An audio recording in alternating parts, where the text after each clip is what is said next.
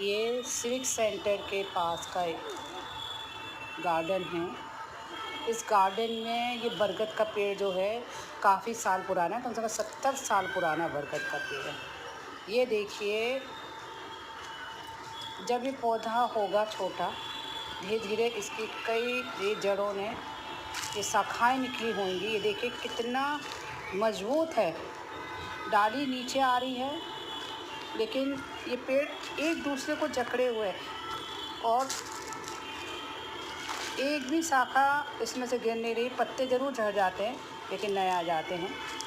ये देखिए, इसी तरह ही हमारे परिवार में भी एक बरगद का पेड़ हुआ करता था।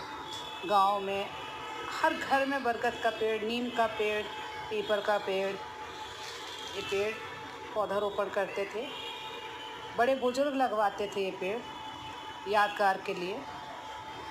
हमारा भी ससुर के पिता ने कई पेड़ लगाए थे, अब काट दिए, और उनका ख़रीदा हुआ घर था और वो सबको लेकर चलते थे। उनको ये लगता था हमारा परिवार किराए के घर में न रहे, खुद के घर में। उन्होंने भाई को पैसा दिया और उन्होंने प्रॉपर्टी ली।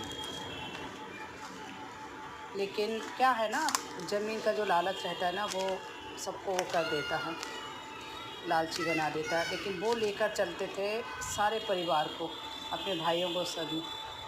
लेकिन वो तो बरगद के पेड़ बन गए, लेकिन जो सभी लोग हैं वो नहीं बन पाए। उनके बच्चे को ही जड़ से अलग करने का सोचा और बोला कि बरगद का पेड़ देख के हमको यही याद आ गया कि जो हमारे ससुर के पिता थे शंकरराव गायकवाड़, वो एक बरगद की तरह थे जो खड़े थे सबके लिए। लेकिन जब उनके बच्चे पर मुसीबत आई तो उनको परिवारी वालों ने बोल दिया कि उनकी औलाद ही नहीं है उनकी ज़मीन के लिए, क्योंकि उन्होंने जीते जी अपने बच्चे को सब दे के चले गए थे, भाइयों से लेकर। भाइयों को पहले बहुत विश्वास करते थे। जब उन्होंने देखा कि उनके बच्चे को ही कहीं कुछ दिया जा रहा है उनके परिवार के द्वारा, अकेला पड़ गया है बच्चा, तो उन्होंने जीते जी सभी चीज़ें उनके नाम कर दी और परिवार वालों ने ही उनको तंग करना चालू कर दिया और बेदखल कर दिया वहाँ से। इतना तंग किया कि वो वहाँ से उस जगह से अलग हो गए, अपनी जननी से अलग हो गए। बताइए, ठीक बोला।